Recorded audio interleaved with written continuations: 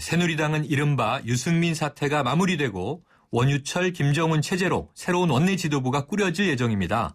박 대통령 후권으로 시작된 새누리당의 내홍은 일단은 해결된 것처럼 보입니다. 그런데 새로운 지도부가 청와대 입장을 일방적으로 대변할 것이라는 우려 섞인 목소리도 나오고 있는 그런 상황인데요.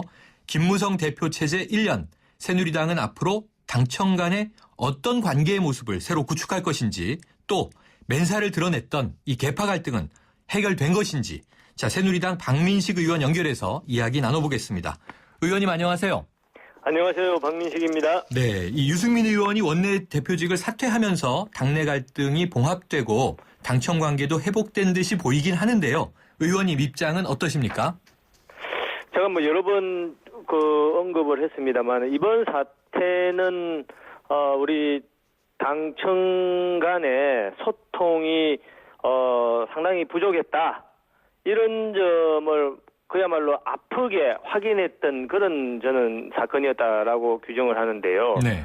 이제 뭐 비온 뒤에 땅이 더 굳는다고 이제 그런 소통 단절을 빨리 이제 회복하는 그런 조치가 있어야 될 것이고, 아마 머지않아 내일 이제 당장 원내대표 또 정책위 의장이 선출이 되고 원내 지도부가 다시 정비가 되기 때문에 머지않아 당청 간에 그동안의 그런 아쉬웠던 부분이 상당히 개선되리라고 전망을 하고, 아마 네. 국민들께서 뭐 TV나 라디오를 통해서 그런 모습을 저는 조만간에 볼 수 있으리라고, 대통령과 당 지도부가 만나는 그런 모습을 볼 수 있으리라고 기대하고 있습니다. 네, 비온 뒤에 땅이 굳어진다, 개선될 것이다, 이런 전망 말씀 주셨습니다. 하지만 일각에서는요, 유승민 원내대표가 비록 사퇴했지만 계파 간의 위기는 사라지지 않을 것이다, 이런 의견이 있는 것도 사실인데요. 이 대목은 어떻게 보십니까? 지금 이번 사태를 이제 계파 간의 분란이다, 이렇게 이제 언론에서 많이 규정을 하던데, 네. 저도 뭐 비박이다, 뭐 네. 친박과 비박 간의 갈등이다, 또 야당은 뭐 친노와 뭐 비노 간의 갈등이다 하는데, 저는 이번에 아마 이른바 비박으로 지칭되는 재선파 의원들 서명한 20명 있지 않습니까? 네. 이런 분들 몇몇을 보면 이 사람들이 뭐 무슨 비박인가라는 의문을 제기하는 분들이 많이 계세요. 뭐냐면은 이번 사건의 본질은 무슨 야당처럼 뭐 같이 못 살겠다라고 하는 계파 갈등이 아니라, 어떻게 보면은 당과 집권 여당과 청와대의 건전한 또 건설적인 관계를 어떻게 형성할 것이냐, 이게 사실 당청 관계가 본질이죠. 네. 과거에 아시다시피 뭐 친이계다, 친이명박계다, 친박근혜계다, 뭐 그런 거는 사실 역사성이나 또는 어떤 정치의 경험의 공유, 이런 측면에서 계파 갈등이라고 할 수 있지만은, 이번에 유승민 원내대표 문제를 가지고 뭐 친박이다, 비박이다 하는 것은 그런 측면하고는 완전히 다른 것이다. 그래서 네. 계파 분란으로 볼 필요는 없고, 오히려 이제 더 걱정되고 또 시급히 회복해야 될 과제는 당과 집권 여당과 청와대의 건설적 관계 형성, 저는 그렇게 보고 있습니다. 그렇군요. 지금 의원님 입장은 이 비박, 친박 논란은 이 언론이 좀 부추긴 경향이 있다, 이런 말씀이신데, 김무성 대표는요, 당내 화합을 위한 탕평 인사를 강조하고 있습니다. 탕평이라는 것 자체가 여러 계파의 균형을 맞추겠다는 의미일 텐데요. 내일 원유철 의원의 원내대표 추대가 유력한 상황 아닙니까? 또 이 정책위 의장은 김정은 의원이 확실시되고 있는데, 두 분 다 결국 또 계파로 분류하면 비박계로 이제 분류가 돼서요. 이게 그러면 계파 간의 균형이 맞춰진 것인지 아닌 것인지, 의원님은 이걸 그럼 어떤 입장으로 진단하세요? 그러니까 이것이 사실은 이제 여의도 안에 있는 사람들과 또 언론에서 보는 게 좀 차이가 있는 부분인데, 뭐 원유철 신임 원내대표, 또 김정은 정책위 의장, 이런 분들은 무슨 뭐 계파로 꼭 말씀을 드리면은 계파색이 없는 분들이죠, 별로. 네.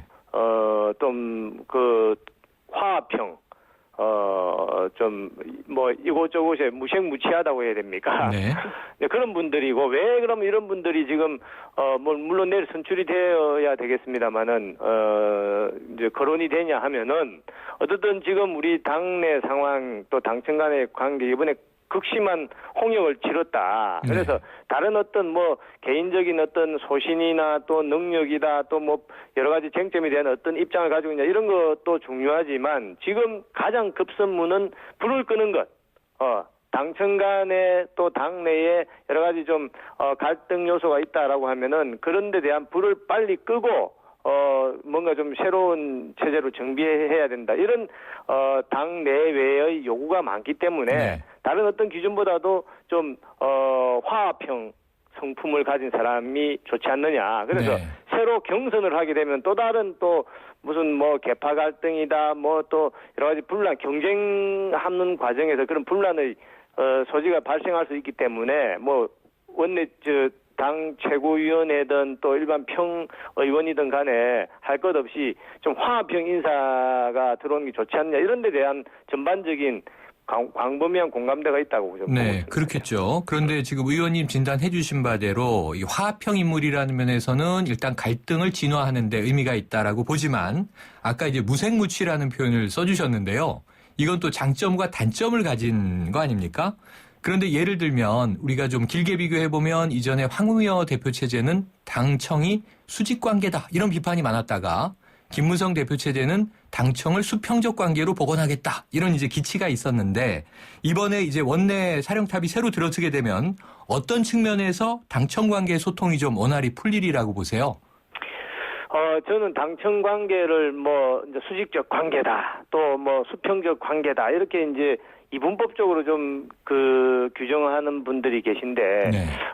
저는 우리 당청의 바람직한 방향은 좀 건설적인 관계, 협력적인 관계로 보고 싶습니다. 어떤 네. 쟁점에 대해서는 대통령의 국정을 뒷받침하는 좀 일사불란함이 필요한 경우가 있을 것이고 또 어떤 측면에서는 당의 다양한 목소리를 전달할 필요가 있을 것이다. 그래서 이것이 다 서로 엇박자가 항상 일사불란해야 되는 것이 아니라 경우에 따라서는 네. 다양한 목소리가 있는 것이 당의 건강성 또 국민들의 지지 이런 측면에서 더 긍정적인 영향을 주기 때문에 뭐 이번 이제 원내대표 또 정책위 의장 이런 분들이 그런 부분에 대해서 제대로 역할을 할 수 있지 않을까. 지금 그런 부분이 가장 중요한 것이기 때문에 본인들이 아마 자기들의 소명을 잘 알고 있지 않을까 그런 생각을 합니다. 예, 하나를 더 추가해서 여쭤보면요. 지금 원내 사령탑 이렇게 불리는 원내대표가 당청 관계에서도 중요한 역할이 있지만 또 여야 관계에서도 중요한 역할 아닙니까?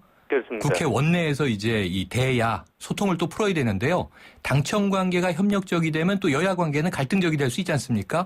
이 대야 관계는 어떻게 풀리리라고 보세요? 물론 뭐 그런 측면도 있지만 뭐 우리 야당도 국정의 지금 방관자는 아니지 않습니까? 네, 파트너라고 우리 국민들 부르죠. 원하는 또 국민들한테 도움되는 방향으로 정치를 해야 되기 때문에 네. 야당에서도 무조건 뭐 발목 잡고 그렇게 하리라고 생각지 않고 있으며 뭐 새 원내 지도부하고 좀 생산적인 지금 뭐 추경이다 또 앞으로 정기국회 이런 게 그렇죠. 예상되고 있기 때문에 좀 생산적인 그런 협력 관계를 가져야 되겠죠, 야당도. 네. 저는 충분히 그렇게 하리라고 기대하고 있습니다. 네, 기대하고 계신데 마지막 질문입니다. 김무성 대표 체제 1년이잖아요. 네. 지난 1년 이 박 의원님 어떻게 평가하십니까?